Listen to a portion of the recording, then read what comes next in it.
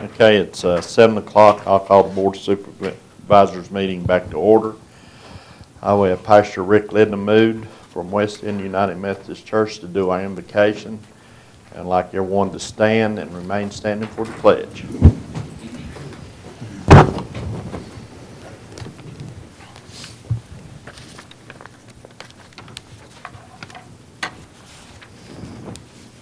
Let us pray together. Heavenly Father, we acknowledge your word that tells us that nations rise and fall at your command, and except the Lord build the house, they labor in vain that build it. Except the Lord keep the city, the watchman waketh but in vain. Lord, you have established our going out and coming in. We can do nothing of lasting value or significance without you. So, Lord, we acknowledge our dependence upon you. We humbly ask that you would bless the United States of America, the Commonwealth of Virginia, and Wythe County.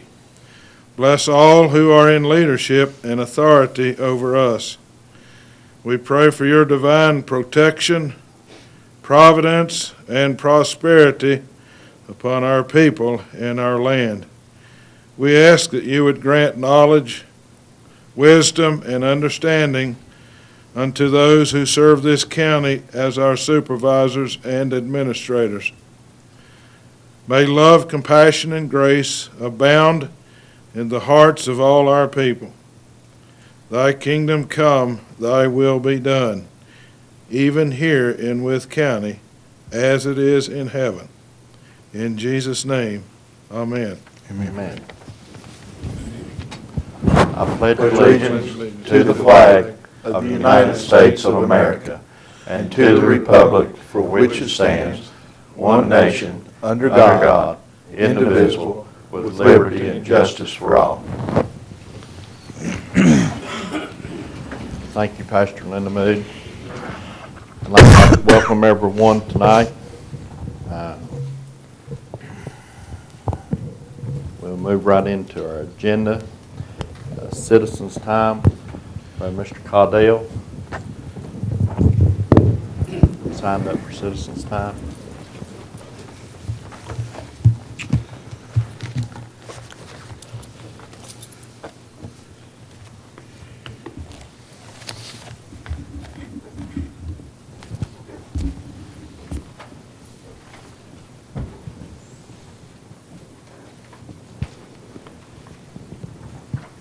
Thank you, sir.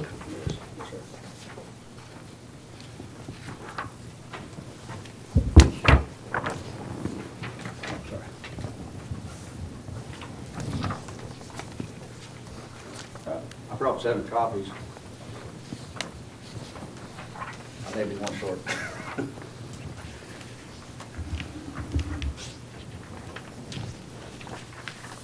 Since Mr. Houghton used to work in the educational realm, he can understand our Yeah, we'll share a chalkboard. short paper.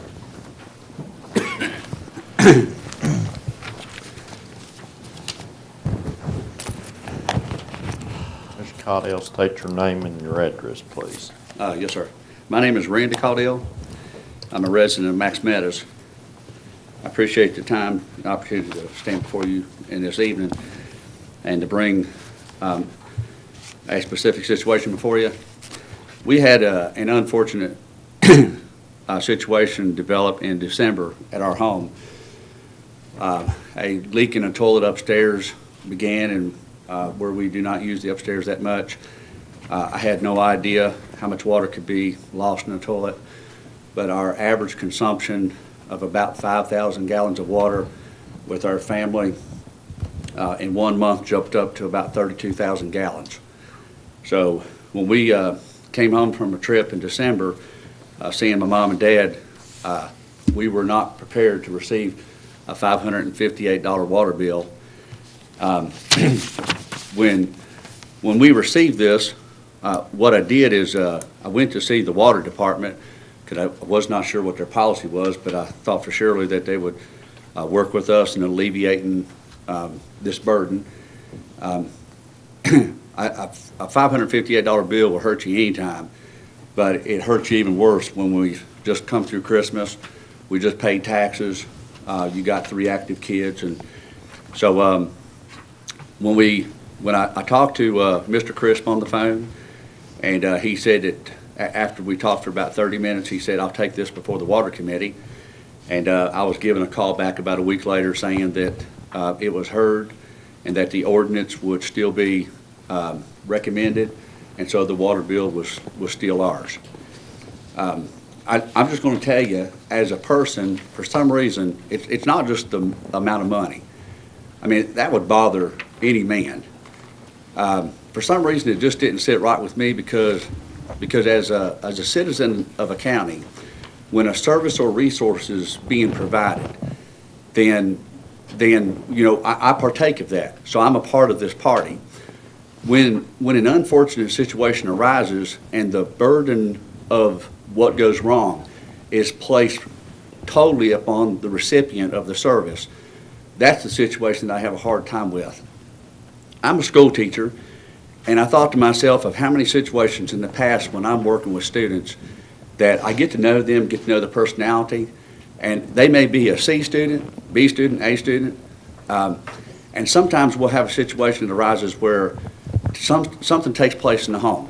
It could be problems with the husband, wife. It could be somebody losing a job, and you will see a change in behavior, a change in the work ethic of the child. And when you see that, over a period of time, you recognize something's just not right, especially if you got to know the child ahead of time. So, as a teacher, we dig into it, we try to find out what's going on, and when we do, as much as possible, we try to work with the situation. Afterwards, we do not leave that which happened to the child because they broke out with the behavior or they had the loss of grades. We don't place everything fully at them and say, "We hate to tell you this, but everything that happened, we will go by the law, black and white, and that's how we'll handle every situation." At this point, the thing that I'm really having a hard time with is I feel like that which was put in black and white by a committee whenever these stipulations or these regulations were put in place, they had good intentions, but they're being put above, in this case, a specific need and a specific situation. Now, after I thought about this for a while, and after Mr. Crisp was willing to take it before the Water Committee, I talked with Coy McRoberts, and he says that there were some things that they weren't knowledgeable of. And specifically the financial hardship that this had placed upon our family. One day it hit me, I just got to settle this. I need to somehow come to a grip with it. I've got to either decide to fight it or give it up. And then the idea hit me, let me talk to another water department. And if they tell me that that's basically the way they handle this situation, I'll just realize I'm going to have to bite the bullet and do the best I can with it. So on the individual sheet of paper that I gave you, if you'll notice at the very top, it starts off with Salem. I don't know why I called Salem, but when I gave my scenario to them and asked them, how would you handle my situation if I lived in Salem, this is what they told me. The first thing we'll do is have you bring in your invoice. The second step is if there's a requirement for something to be fixed, you'll fix it and you'll bring the invoices in. The third thing they told me is that after that is done, they will split the amount of the water of the bill cost as long as it is 3 times the normal consumption of the individual family. How many times will they do this each year? 1 per year per resident. Now, when I talked with them, I just thought to myself, okay, that was Salem. That's a big area. Let me go to somebody else. So I called Montgomery County. I talked to Bob Frank. Joe Hale. Bob Frank said to send his regards. But I talked with Montgomery County, and this is what they said. You need to identify your need by letter. Once it's fixed, you turn in your receipts. Now, I was asked by Don Crisp to do this. He called me on a Thursday, and we talked about this, and he said, I tell you what, I'll take it before the Water Committee. If you'll fix it, bring me pictures, bring me the broken item, and bring me your receipts. So on that night, on Thursday, I went to Lowe's, I got the required stuff, I fixed it, took pictures, went back to Walmart that night, got the pictures developed, and it was in his office on Friday. I was I had a sense of a hope that something good was going to come out of this when it came before the water department. I was given a call about a week later, and I was told that my request was denied. So I was following basically what I felt like other counties would do, having somehow a hope that my situation was going to be heard and it was going to be recognized. So I thought to myself, well, wait a minute, if I come before the board and I talk about Salem, Montgomery County, I'm talking about big areas. And don't take this wrong, but we're not that big area. So I thought, let me recognize or compare myself with other localities that are like us. So I called Bland County next. I've talked to Rodney Ratliff. He said he would send me this through the email. I have not got it.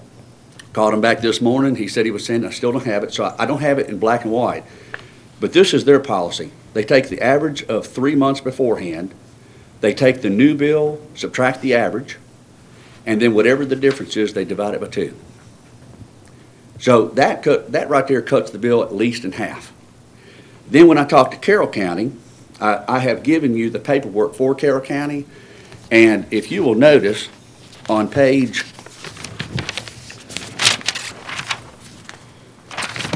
it's on the second page on the back of it, you will see that Carroll County, when it deals with adjustments, it says that they will charge over the average not less than $1 per 1,000 gallons.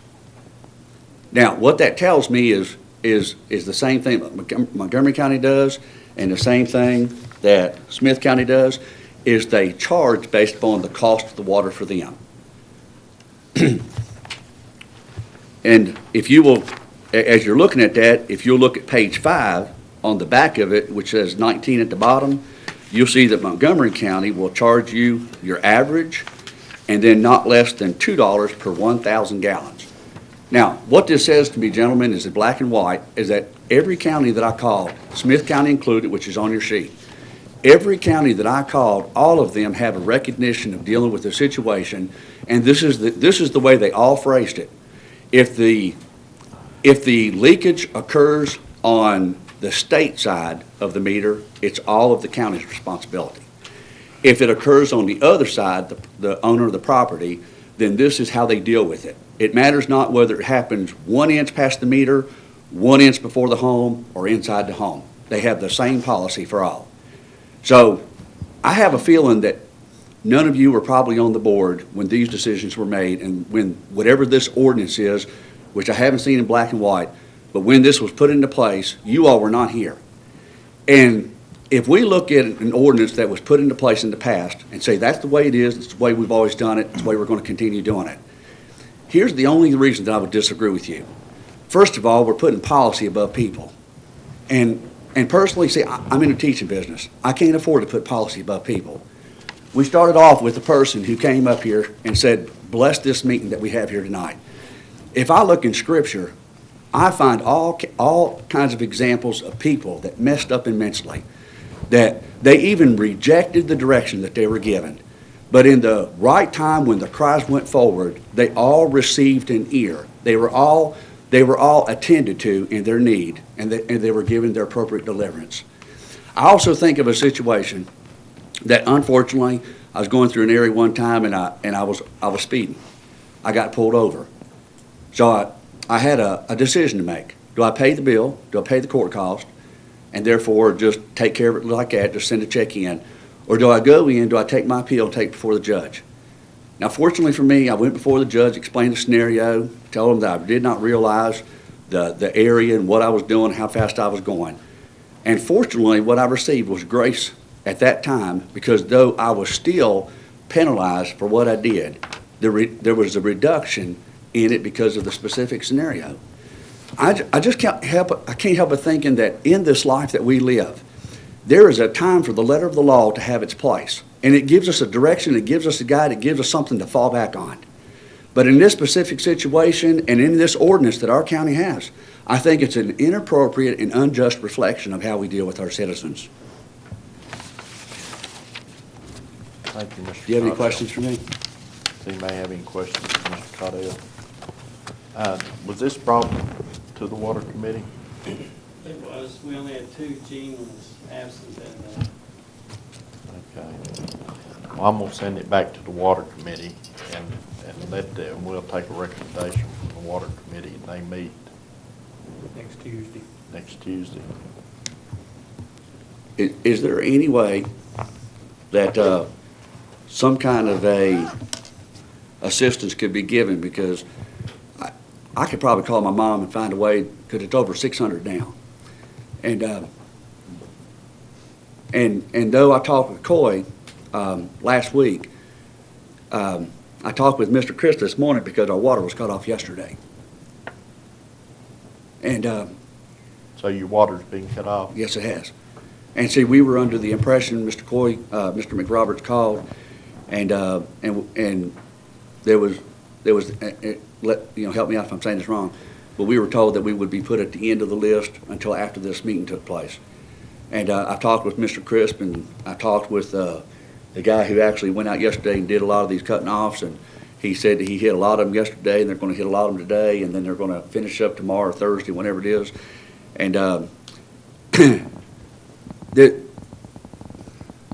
talking with Mr. Crisp this morning, I found it really interesting, because I asked him, I called them and said, could you explain to me, why could you not wait? And his response is that the Board of Supervisors has a policy, and I'm here to enforce that policy. And I didn't say it to him because I don't want to get anybody upset any more than I have to. But I was thinking to myself, here's a member of the Board of Supervisors who called you and made a request not to cut it off until after the Board of Supervisors could meet. And you allowed my name and my water to come off the first day. Now, to me, that's unjust. Tim, I've got a question. Didn't you tell me over the phone that you had made an interim payment, Yes, sir.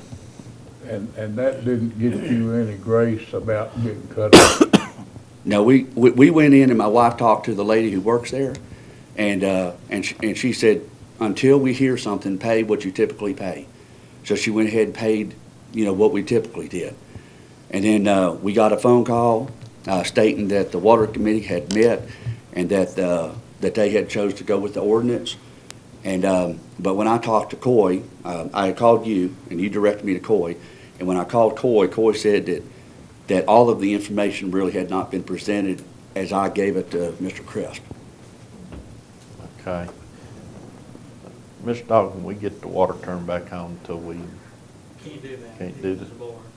And what he can do is come in and agree to pay and enter an agreement with us, a payment plan. The law is still the law, whether, I heard the children and all the other stuff. But we cut off 61 people for lack of payment. We've got 30 similar stories down the whole line of things. But if he'll come in and agree to payment, whatever the water department or the water committee decides, then we'll cut the water back on. okay. That's a simple sign of the agreement. We've done that for plenty of people. And that's the short-term solution. But of those 61, how many had come in and paid their standard water bill? Bet you none of them. Don't know that. Don't know that you can say that. Okay. Maybe some. Well, I think that's fair. I mean, that's the way we treat everybody, and that's the way we should continue to treat everybody. If you'll come in and make an agreement, then we'll cut your water back on. It will be heard in the water committee. And whatever it comes out of the water committee, the recommendation to the board, if they bring it to the board, recommend to give you some type of relief, then we'll take it up at the next meeting. Okay. So who will I talk to about who that payment should be? Just talk to Ann in the morning. I'll- We'll set it up over an 18-month period. Did you say $500 some dollars? That's what it was? Mr. Right, I Moss? think it's, right now, it's probably about 6 because of the penalty and I mean, and see, now a disconnect fee is going to be put on it. That'd be somewhere around between $35 and $40 a month. Okay, so let me just make sure I'm hearing you right. If I would come in and make some kind of a payment, like, let's just have come in tomorrow and put in 75 or something like that, our typical payment. Well, we'll have a payment plan of equal, so that it doesn't, I heard you say that stressed out your budget and stuff. And we've done this in the past, and your bill gets too high, we'll just do a payment plan, you pay it that little bit extra every month till it gets paid. If you pay it, and the water committee recommends that it be reduced, then we'll reduce that payment plan. Okay. So that settles that one. Do I need to come back at another time to talk about, or to make a request that this ordinance in the county be changed? I'll refer that to the water committee for any recommendation that comes out of the water committee. I'll let them review the ordinance, and if they think it needs to be changed, they can bring it before the full board, and we'll take a look at it. Okay. And so you're saying right now that this is going to be sent, To the water come in committee. and work out something with them, and that the water committee will go ahead and Water talk committee will about? take up your request and request to review the Okay. ordinance. If there's any other information I can give you, I would have given you Blends, but I just couldn't get them to, Mr. Ratliff to send it. But if there's anything else that would help you as far as making decisions on how to handle the situation when it actually gets into the home, I'll be glad to do that for you. Okay. So he needs to come in the morning. What time do we open? And after he makes that agreement, The water plant's only they 3 will, miles from his house. they'll go. Sewer plant's about 3 miles from his house. Okay. If I know where he lives.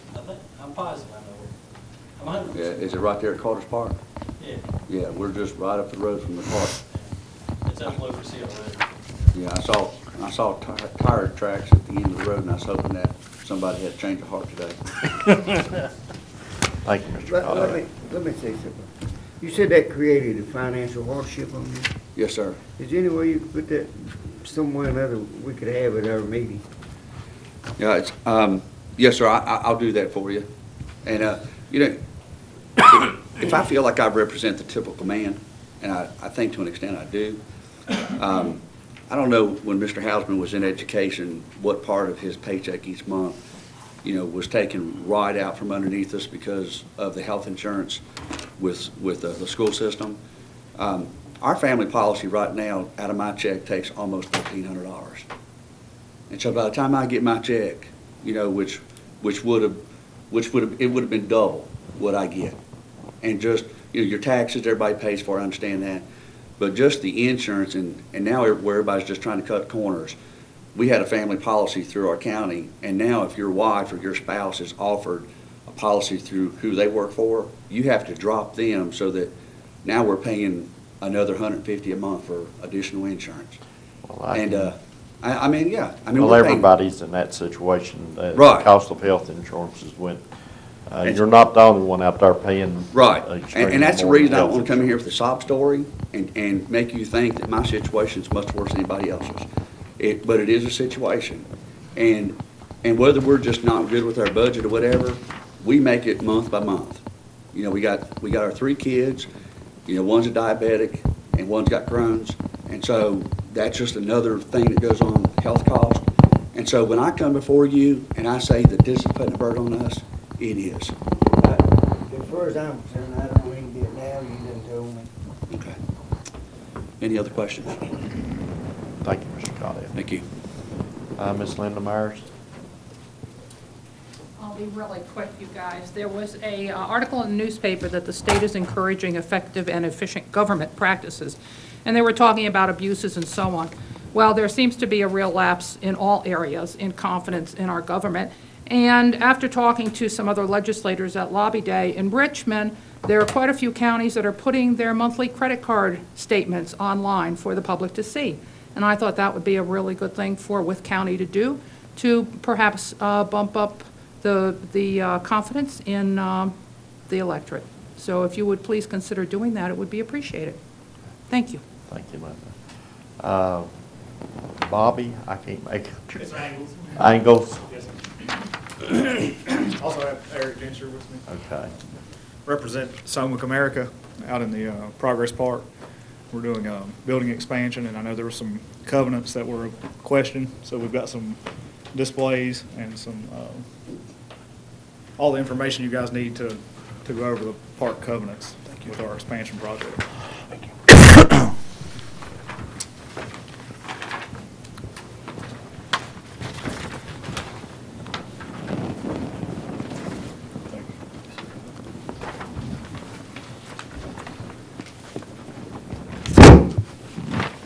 And Eric's with Thompson and Litton, the engineering firm that we're using. We've already got all of our permitting from DEQ, and all the appropriate paperwork has been submitted to the county as well for the building permit.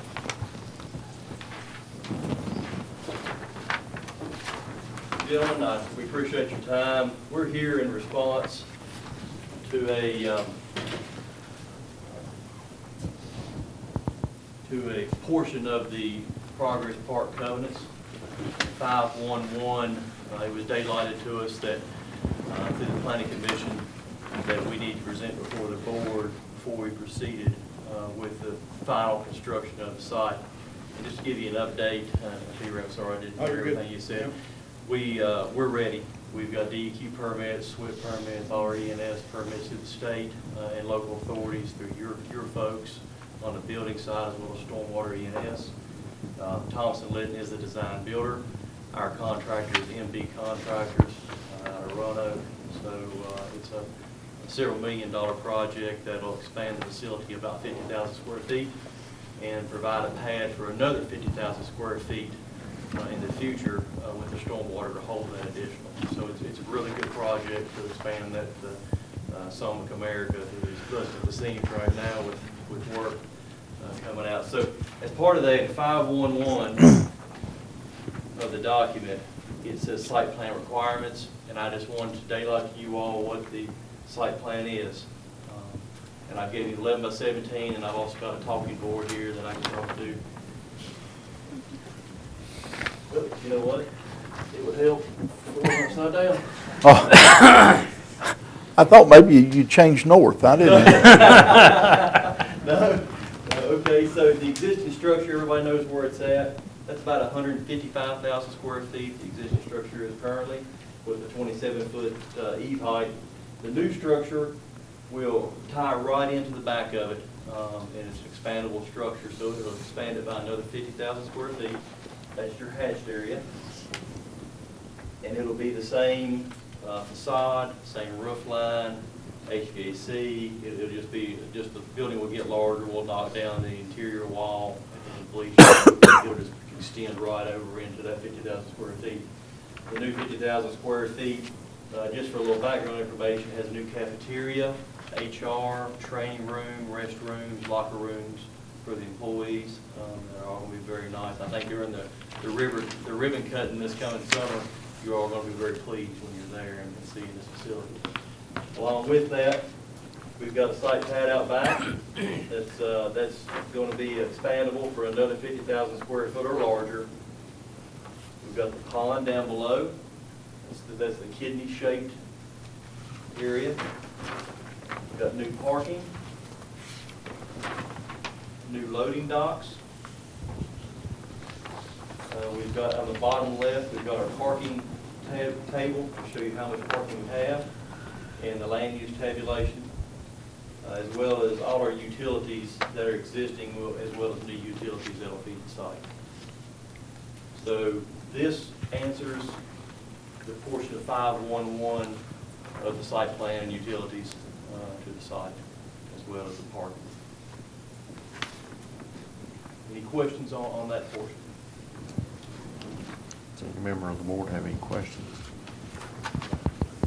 All right, the second page, as part of the same 511, there's a requirement for a landscaping plan.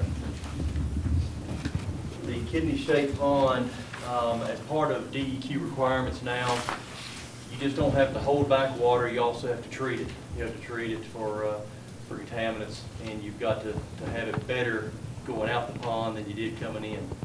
And they make what they call a water quality unit, which is a commercial, a mechanical type unit that water can go in and out of to do that function. Or you can also do what we like to do, and if you've got enough area, and do plantings of different types of soils, composites, and other trees and bushes that will do the water quality for us, and they're a lot better to maintain. They're less expensive, and they're a lot prettier. So as part of this plan, this is what we gave you in color on this one, that it tells you the tree types, the bush types, the ground cover types, along with that. Pretty simple plan with that. So also as 511, we have to have a landscape maintenance plan. The maintenance plan, and I've got a copy of it back there, is a standard DEQ landscape maintenance. It won't be signed until the project is completed, and it'll be signed by the owner, stating that, you know, he will upkeep per the original plan and replant things as they die, and just keep everything clean. And that's part of the DEQ permit when we have to actually hand it over to the owner. So this handles a portion of the landscape. 511. Are there any other questions on that? You have any questions? The board just needs to accept it. Okay. I think there's only one deviation. Yes, sir. The ordinance states, what, 25 feet? 25-foot tall light poles per the Progress Park covenants. The original building was built, and they had 30-foot light poles. We matched the 30-foot light poles. We drafted a letter to Mr. Vaughn as such, stating that the original plan had a variance for 30-foot light poles. We'd like to uphold that variance to match poles. So we hope that you all will also be okay with that, just to match the light poles, the height that's there now. Mr. Chairman, I move that we accept this site plan. Have a second? Second. All in favor say aye. Aye. Opposed? Do we need to do the light poles? Except that the plan has. Yeah. Okay. Yes, sir. Thank you all. Okay. Thank you. Thank you. Okay, that's everybody signed up on citizen time, but we have Josh here from A Corridor. I'd like for him to introduce himself and, My name is Joshua Lewis. I'm the new executive director of Virginia's A Corridor. For those of you who may not be familiar, that's the regional marketing organization for this region. It's an 8-locality region consisting of Bristol, Washington, Smith, Bland, Wythe, Carroll, Grayson, and Galax. I think the organization's been around since 1989, and I think Wythe has been a part of the organizations from the origin, I guess. The goal of the organization is to promote, market the infrastructure of the region, the industrial parks, Progress Park, parks down in Washington, Oak, Highlands, Wildwood, and really just work with the local EDs to make sure that the product's right and that we're getting in front of the right people. The first thing that struck me when I came to the area was the infrastructure in the region is top of the line. It's some of the best in the state. The site consultants that we speak with agree. We have a lot of forward-thinking localities that, you know, put the time, effort, and resources into developing the product, and it's up to us to market it for you guys. So if you have any questions, I'll be happy to answer. I'll hand out cards. You can contact me anytime. Soleil is a part of the executive committee and the board of the organization, so he might be able to answer any questions. For Josh? You brought anybody in yet? I was in Columbia, South Carolina today. I just came back and met with one of the site consultants that is a heavy hand in the industry. We had a prospect come visit Progress Park last week, I think, last Wednesday. So I moved here December 17th. I started December 1st. So I'm still learning the localities, learning the infrastructure myself. But since I've been here, we've had, I want to say, 6 projects that come through the pipeline. Just to give you an idea of what my role is among the localities, is I work with the Virginia Economic Development Partnership. The leads generated by them filter due to the organization, and I distribute among the local EDs. Hopefully I'll submit them to the county administrators and the local EDs, and they can decide if it's a project they'd like to bid on or submit property for. Other than that, it's up to me to go out and and kind of beat the bushes and get the product in front of the people one-on-one, which is what I was doing today. We work closely with the partnership, but we can't rely solely on them. We got to put our resources in front of the right people and make sure that we're getting as wide a net as we can. We just want you to help us set the hook. And there's one thing that I would request to you, you know, when somebody does come and look and they see something that we don't have, please let us know. I mean, it's something we can add, you know, as far as infrastructure or anything like that. Please let us know. And that's something we've requested from the partnership, the Virginia Economic Development Partnership. Sorry, I keep using jargon. We've asked for them to let us know when projects come through why they did not select the areas that we presented to them. Sometimes they say that they're not informed. It's a very secretive process. Sometimes we don't even know the companies that are looking at the sites. But you know, all the information we get, we'd like to improve the product. So I'll share that with you guys and with each locality that has a project submitted. The goal is to improve the product, whether that be workforce programs, incentive packages, the land, the utilities, anything that we can do to improve it and make sure that we catch the next one. And that's the goal. Yeah, any feedback we can get, you know, from what the county is doing, what the JIDA is doing, anything like that that we can improve on and make better, make changes in any way, please let us know. Yeah, I work closely with David. I work closely with the other local EDs. So any information I have will be shared with them, and they can go back to the localities and to the authorities, and they can make the decisions based on the recommendations coming down from the partnership and from the site consultants. Anybody else have anything? On behalf of the board, welcome. Thank you. Thank you. If I may make one comment, Josh had the ability to live in any member locality in the A corridor. And after his evaluation, he chose Wythe County to live in. So he is a taxpayer, a citizen of the county. All right. We appreciate that. The important part, what part of Wythe County? Can't tell all the We're secrets. not I going to say divulge that. I won't give you my address unless you're going to send checks. But no, my wife and I, she just graduated from a doctorate physical therapy program, and she just started with Carillion this week. She'll do regional home health physical therapy. She's very happy to be here. We love the region. We love the downtown area. We love the access to the interstates, just like the site consultants in the industries. Hopefully they like the infrastructure in place, and we're happy to be here. So we're looking to do some more exploring when it gets a little warmer outside. I've got pictures of this car when it doesn't move. And, Well, the one problem with the organization was I didn't get a four-wheel drive, so I had to use my own car during the snow. So maybe we can upgrade that in a couple of years. and did you find all your files? Yeah, I've had quite the challenging time he's referring to. I had a computer crash, and I lost all of our electronic files for the organization, and I received about 95% of those back. So hopefully that's the extent of my bad luck for this month.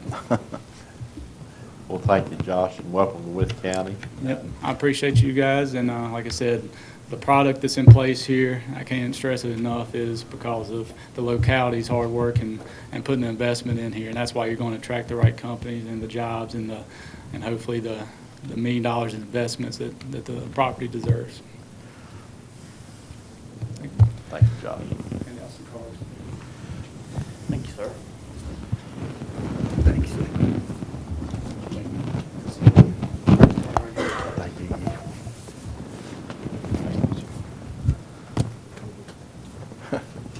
Thank you. Thank you. Yeah, stay close to Celia, I'm gonna get it right.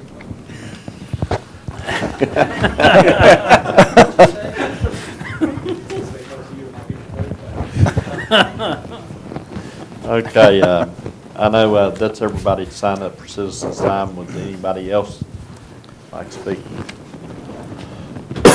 Mustard? Okay. Okay, moving on to the agenda, we have the minutes of the previous meeting, January 26, 2016. I entertain a motion to approve. Chairman, I make that motion. I have a second. Second. I have a motion and a second. Open the floor for any changes or corrections that need to be made to the minutes. Hearing none, I'll do a roll call vote. Mr. Horny? Aye. I abstain, I wasn't here. I'll abstain, I wasn't here. Aye. The chair votes aye. Motion payment. Next item is payment of invoices. Entertain a motion. Mr. Chairman, I make a motion, we pay our invoices. I have a second. I'll say. Second. I have a motion and a second to pay the invoices. Any invoice any board member would like to discuss or pull out? Hearing none, I'll do a roll call vote. Dr. Hausman? Aye. Aye. Aye. The chair votes aye. Motion passes. Old business. Mr. Dalton, is anything under old business we need to take care of? Nothing under old business. New business. Wall of Honor Committee recommendations are two, Mr. Danny Gordon and Mr. Jack Hunley is recommended for approval for the Wall of Honor. I entertain a motion to approve. I would make a motion, we approve. Have a second. I'll second. Have a motion and a second. Any discussion? All in favor say aye. Aye. Opposed? Motion passes. Rural development. Mr. Dalton, can't find it.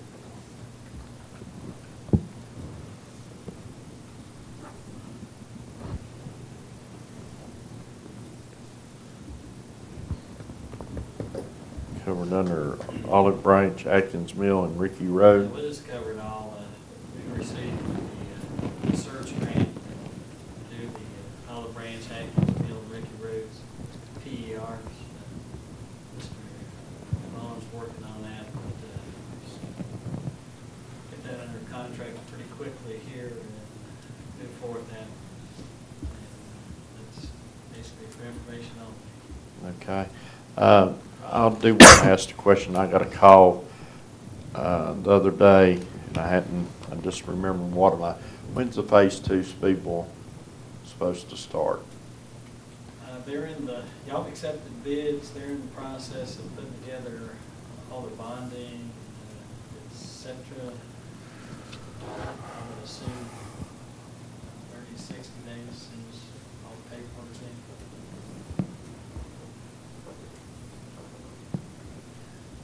We brought it up, so let's talk a little bit. Bids came in really well on the Speedway Phase 2. We're currently working with engineers and rural development and talking about extending water lines further towards Wythe, up the top of the hill for Pump Hollow, up Stroop Mountain Road, and down Cinnamon Run. And we're putting together that package now. And going back to Speedwell Phase 1, where we had a water tank and some people with low water pressures around Lebanon Lutheran Church, I believe. We submitted to put that pump station there and increase their pressures so that they can, some of those people have their own pump station stuff, and we'll pick up several new customers.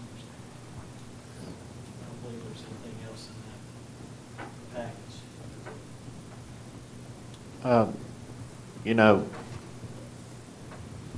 Get thinking about over on 94, the Sheffy Loop there, the old water line there, and the amount of leakage or amount of water loss we have in that area. Yeah, are we on any kind of type of schedule to replace existing? I think we took the money and put it to Burr Spring, did we not? Well, we're gonna replace, get to the next project, Kitchen Wilkins, bid award. The bids came in really well there too, but we're gonna replace some line along 94 with some of the leftover money.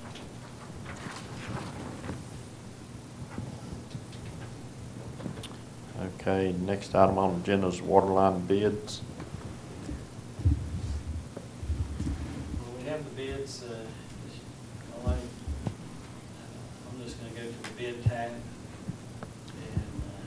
who the low bidders on that project were. You can see I guess you could call them wonderful low bids there, well under our budget. We asked you to accept the engineer's recommendations there. I entertain a motion to second. Let's discuss a minute. Well, we got to open it up for discussion. We have a motion. I'll make a motion, we accept the low bid for the. Have a second. Okay.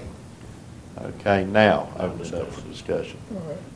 Mr. Dalton, if the engineers do a valid background check on this company when they're that far under all the other bidders and the engineer's estimate, I get nervous. You know, if it was a small number, I'd be happy. But this is a big number. What did they miss? Don't know that you missed any. They were the low bidder on Castleton Road. They were the first contractor to complete their work. And Do we have any change orders? I don't know that we had any. Maybe we're gonna have a deduct change order at the end. That's a good answer. I'm happy. But, as a matter of fact, I'll share this with you. We have encouraged our current non-compliant contractor on Jackson School. These guys bored under 52, 3/4 of a mile away from where the Jackson School contractors fail. And we've encouraged them to use them. Little B is well-known construction company. My take is that they're on Barron, when they're on Castleton Road, want the job close instead of remobilizing. Wood County is, the contractor said pays quicker than anybody he's ever been with, so. I understand that. So you do have experience with them. Yep. And just that much of a low bid could be time of year and that they're already here, but there's a significant savings there. It is. You didn't think I read that stuff, did you? I figured you did. I had questioned you about it. Any more discussion?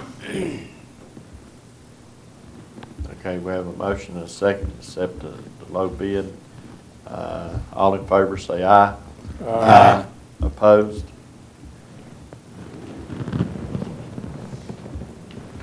Okay, we go to the Fire and Rescue Committee report. Mr. The Hausman.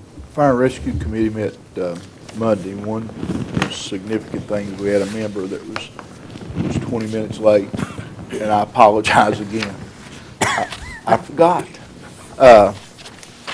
We talked about several things, during that meeting, but one of the things that the board is that the committee is recommending is that the board adopt this with County Resolution 2016-01, emergency vehicle use. And what this does is it just outlines what emergency vehicles can be used for, what they can't be used for. I think the only difference between this one and the one that will go for the fire department is about the EVOC drivers. Oh, we didn't even change it. We're just going to take the understanding after the Bear Springs Fire Chief said, do EVOC, we just let it. Okay, all right. So it just kind of spells out in black and white what those policies are, who can drive, who can operate, what the responsibilities are, and the proper and appropriate use of emergency vehicles. Okay. Come from committee, it doesn't need a second. Any questions or comments? Hearing none, I'll do a roll call vote. Mr. Horny? Aye. Aye. Aye. Aye. Aye. The chair votes aye. And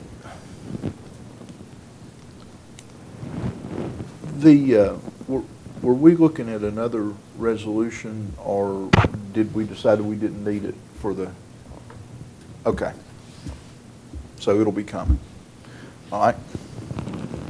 Went off on the water. Yes, it is. Thank you, Dr. Allison. Mr. Dalton, anything else to come before the board under other before we go into closed session? No, but I reserve the right to add something after we come out of closed session. Okay. Hearing nothing, I entertain a motion to go into closed session. Mr. Chairman, I move that the Wythe County Board of Supervisors convene in closed meeting to discuss the following, as permitted by Virginia Code 2.2-3711A1, personnel matter involving an appointment, and also as permitted by Virginia Code 2.2-3711A5, a matter involving a prospective new business or industry. Do I have a second? Second. Have a motion, second, to go into closed session. All in favor, say aye. Aye. Opposed? We're now in closed session.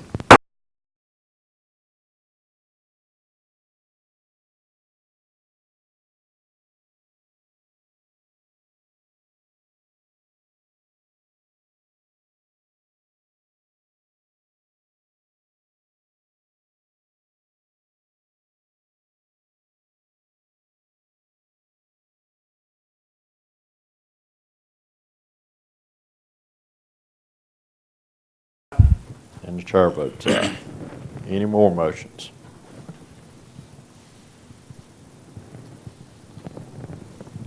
I move that we, we're on to the next subject. Yes.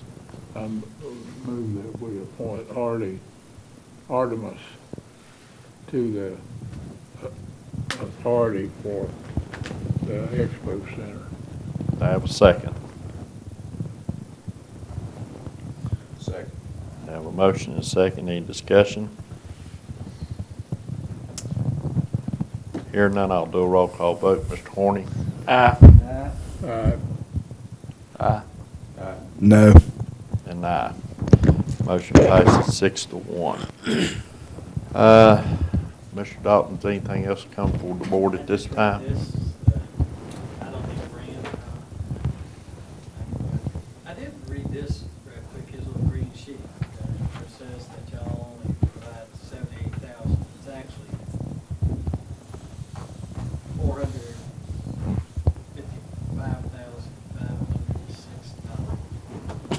$455,506. It's quite a discrepancy. Okay, and that little disparity there are a whole lot more employees that we pay for in the sheriff's department than we do in the treasurer and commissioner's office. That's, should be added. Also, the sheriff has the ability to bring in income. Yeah. Commissioner, clerk.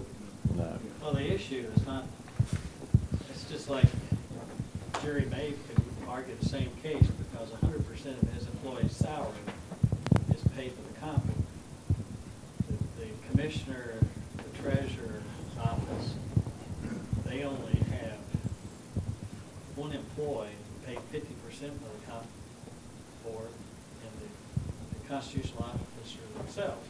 It's a magnitude of discrepancy between the office size and the number of employees. I mean, it's just, I was looking at this, we pay almost $350,000 worth of benefits to that. If I'm reading this thing correctly, all those raises we gave, we took out, Doug asked us to give out PAF, we're paying the benefits off of those out of the general. Mr. Hill had something to bring up. This is a question for Mr. Dalton and staff. Gary, you're on a roll agreeing with me, so try hard here.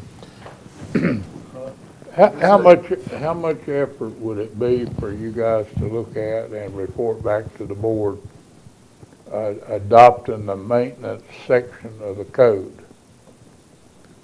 I think we've got that, we've done that before. Well, You're talking about the building code? yeah, the maintenance section. Right. We've got, and I had another complaint, I'd worked on it the year before last, thought it sort of solved it, didn't.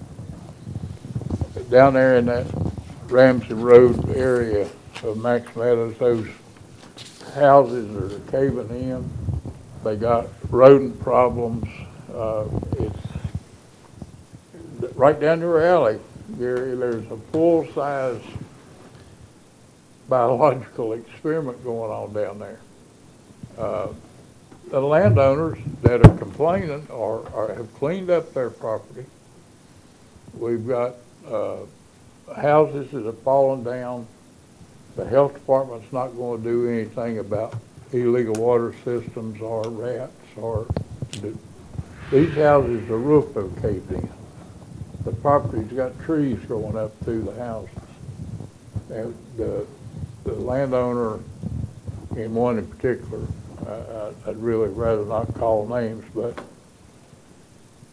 the complainant tells me she doesn't even pay her taxes on the property. And I don't know what the length of time is before that can be a problem, but those taxes are so low, she's going to fix them. They've never, some of the properties, I know exactly, I drive through on my paved road every day, just the way that you were telling me about all the time. The problem with those properties, their taxes are so low, $3 or $4 for those 25-foot lots. There's no threat. That Sammy has never went after to sell any of that property because you can never recover the money it costs to pay the attorney to get it cleared and back in the tax rolls. I mean, it's a $3. I'm almost positive it's $3.20 on that lot there, and it's been delinquent since I've been at this county. Well, will the maintenance ordinance give us the tools to deal with it? I'd say the maintenance ordinance does. You all have the will to live with the condemnation and tearing their houses down and then charging it back to people. Gary, we almost made it the last time. Have you become more enlightened since then? Could I invite you down with lunch to see how bad this is? Oh, I could imagine. See, there's a future, even with those 25-foot lots, with our current ordinance, depending on different things, but it seems like you can't build on them. But we've actually seen some of them put together and get mobile homes and double wides put on. If You leave the street in conjunction with it, you can build. right, and they lead to real problems. But if that thing was cleaned up down there, even habitat houses down there would do away with the health problem. And I'm stretching here, I'll admit it, but you gotta be creative. If we believe all this hysteria we're hearing about mosquitoes now, that place is a swamp, isn't it? That is a mosquito, you can't walk through there without being attacked. That is a known fact in spring and summer. Now, the other good news is the one across the road is cleaning that property up. I don't know what he's up to unless he's gonna bring a bunch of cars over there. He's clean. Well, he's back out on state right away now, so he needs to expand his resources. You will bring up an ordinance about the Zika virus, I'll entertain that. Well, I expect with a little bit of reading, but we know the health department don't do their job. You can identify these trash piles to them and they won't do anything. We've got some of that undeveloped subdivision problems that they won't even enforce the water regulations. We've got community wells with no cap on them, no processing, no testing. And this is just another one of those things that with the maintenance ordinance, I believe the county won't create new staff. That's just one more thing we'd lay on Arlen to identify, wouldn't we? But I don't see that it takes that much will for this group to do its job. You know, we don't live in that neighborhood, but other people do live in that neighborhood, and they keep their places up and they pay their taxes. And to let these things go down, they're like houses that burn and just stand there for years. That old house down there, as you go up your place, when you start up Locust Hill, how long's that thing been burnt? I think the guy you talked about, they got mad at him and burned it, 1999, I believe it was. I thought he was gonna say 5 minutes ago, he looked at his watch. It's just stood there. special watch. And there's several of those. I bet if you even thought out in that end of the county, you can think of some of these things that have had a problem, and then nothing to encourage them to at least tear the thing down, clean it up. So that's what I was asking. He says the work's done. It's pretty simple about that section. We just prepare that impact statement to you of what that means. Building code,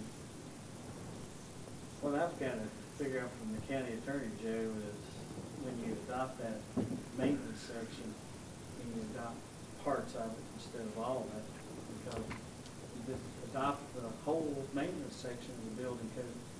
That means you go inspect rental houses, which We better not go there. That might be a good thing on some of the rental places around here. People's getting well, hoodooed on. You see them every week too, don't you? Well, I see the people being taken advantage of, put it that way. By the way, what's wrong with an old junk car? Not a thing, it's an asset, Coy. Well, that was my question. Do we have the will to ask them to come back to us with what needs to be done? What, you've asked him, I mean, we can bring it back to the board, or we can bring it up in the Building and Grounds Committee. And whatever comes out of the Building and Grounds just get Committee. what the code says in that maintenance section, just put it on the next agenda, Joe. Okay. It's gonna take some discussion. Well, I've told Patsy I would, not my Patsy, but the other Patsy, that I would do this, so I've done it. So what, Now the burden's on y'all. well, but I'm gonna go back to the real issue is, can you adopt parts of the maintenance code? And I heard what the chairman said. I don't think I could endorse inspecting house. Because the health department, as y'all know, says you can't legislate cleanliness or how people live. I mean, that's not what they. But they wanted to regulate how dogs live. Well, I saw since we're being silly, I saw the riddle letters come out again.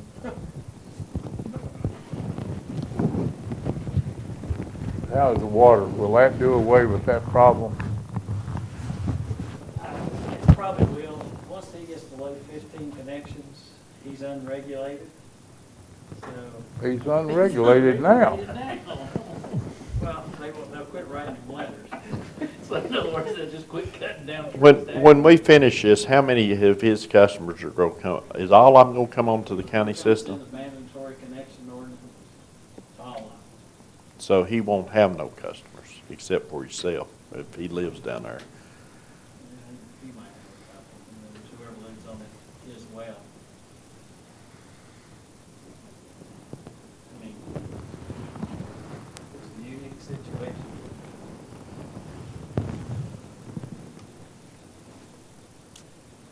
Well, is anything else to come before the board at this time? Hearing none, we are adjourned.